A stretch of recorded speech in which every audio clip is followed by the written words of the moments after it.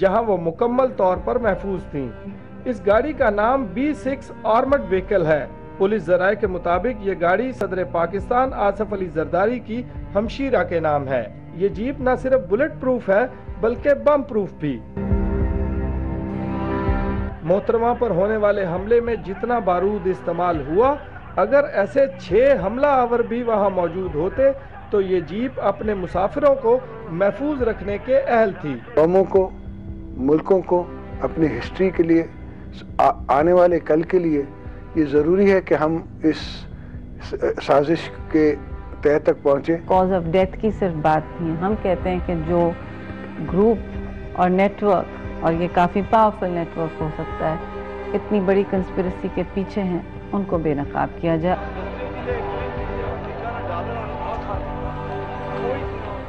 मोहतरमा गाड़ी में सवार होने के बाद VIP गेट यानी सिक्योरिटी के पहले मुहासरे से बाहर हो गई। ड्राइवर के अलावा इस गाड़ी में अगली सीट पर हसास इदारे का एक अफसर बैठा था, जबकि अकबी सीटों पर दरमियान में बीबी, इनके बाएं मखदूम अमीन फ़हीम और दाएं इनकी सेक्रेटरी नहीद खान बैठी थीं।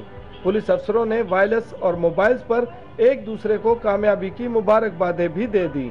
दूसरा दायरा क्रॉस करते ही गाड़ी के गिर्द कुछ लोग इकट्ठा होना शुरू हो गए।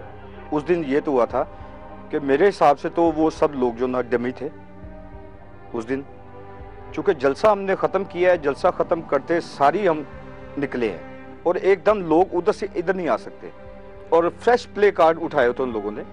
और जैसे कि अभी अभी ये प्ले कार्ड हमारे अपने पार्टी के लोगों को भी नहीं है, ये कहाँ से प्ले कार्ड लेके आ गए, वो गाड़ी को आगे जाने नहीं दे रहे थे।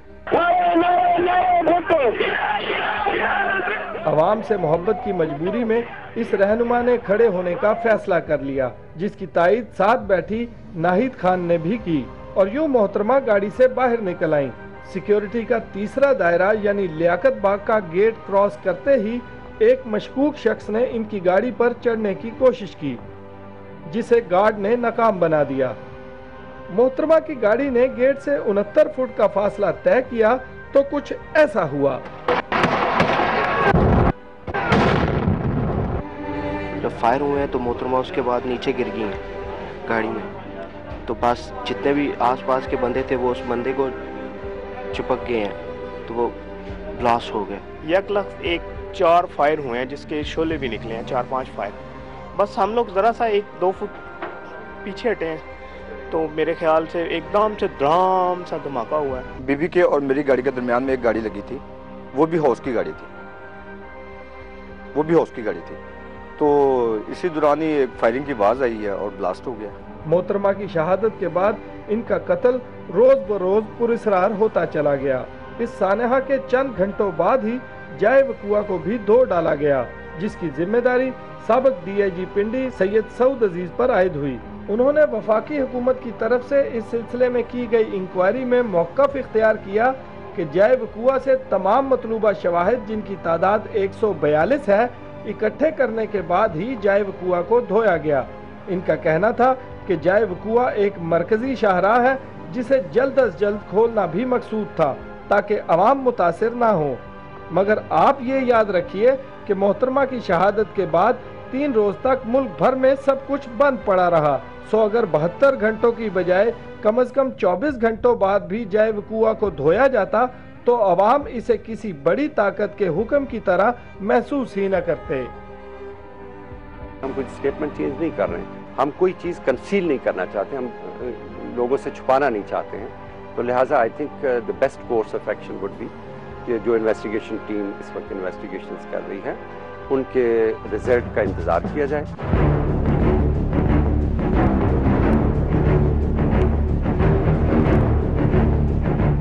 बेनज़ीर भुट्टो की मौत का सुराग लगाने के लिए बरतानिया से स्कॉटलैंड यार्ड को भी बुलवाया गया।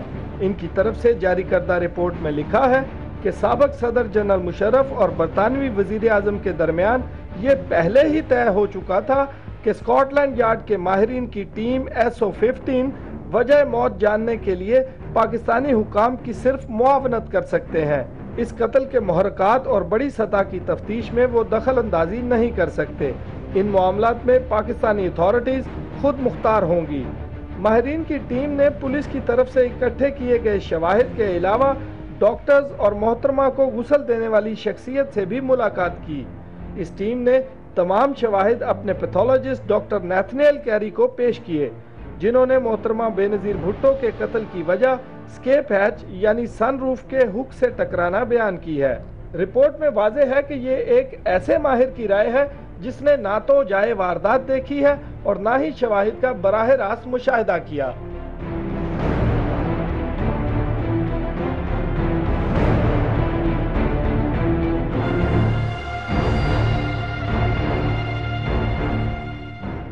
अब जरा इनसे भी मिलिए। यह है पाकिस्तान के leading English newspaper the news के इन्वेस्टिगेटिव रिपोर्टर शकील अंजुम। इन्होंने बेनजीर भुट्टो के कत्ल के हवाले से बहुत सी तहकीकाती खबरें ब्रेक की हैं। इनके पास ऐसे कई सवालात के जवाबात मौजूद हैं जिनसे अक्सर पाकिस्तानी नावाकिफ मगर इनके मुंतज़िर जरूर हैं। इनका कहना है कि मोहतरमा हमलावर की पहली गोली का ही निशाना बन गई थी। ब्लास्ट में अगर वो दिल का दौरा भी पड़ने से उनकी मौत वाक़या होती तो काज ऑफ डेथ यही यानी terrorism cause of death terrorism था। ये कंट्रोवर्सी क्या है कि जी वो लीवर लग गया जी, कोई असल में गोली लगी, पहली गोली लगी उन्हें।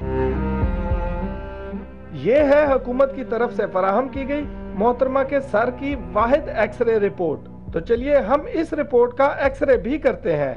इस रिपोर्ट के मुताबिक मोहतरमा के सर के अकबी हिस्से में दाएं जानिब कनपट्टी से चंद सेंटीमीटर पर एक जख्म मौजूद है। अगर वो फ्लैट सरफेस होता तो फिर वो ओवल और सर्कुलर वुंड भी बना सकता था, लेकिन वो चूंकि गुलाइबर है तो और दूसरा जो एंगल इसमें कोई इंडिकेट नहीं कर रहा। ये जख्म लंबाई में 5 और चौड़ाई में 3 सेंटीमीटर है और जख्म की गहराई 12 मिलीमीटर है। इसमें एक फ्रैक्चर दिया गया है और वो डिप्रेस्ड फ्रैक्चर के हवाले से बात की गई है। तो उस हवाले से जो इसकी डिस्क्रिप्शन है रिपोर्ट की वो बुलेट के साथ कंसिस्टेंट है। ये है मुल्जिम और इसके हाथ में है एक चाइनीज पिस्टल। जैव कुआ से मिलने वाली इस पिस्टल का नाम नॉरिको 30 mm है, यानी इसकी गोली की कुल मोटाई 30 मिलीमीटर होना चाहिए, मगर जख्म तो 35 मिलीमीटर का है, जबकि मोहतरमा की कनपट्टी पर जख्म दाएं जानिब है और हमलावर बाएं जानिब। तो क्या मोहतरमा को इसकी गोली नहीं लगी? क्या ये किसी स्नाइपर शूटर की कार्रवाई हो सकती है? जानते हैं ब्रेक के बाद। जियो इन्वेस्टिगेट्स, आपकी छठी हिस्स।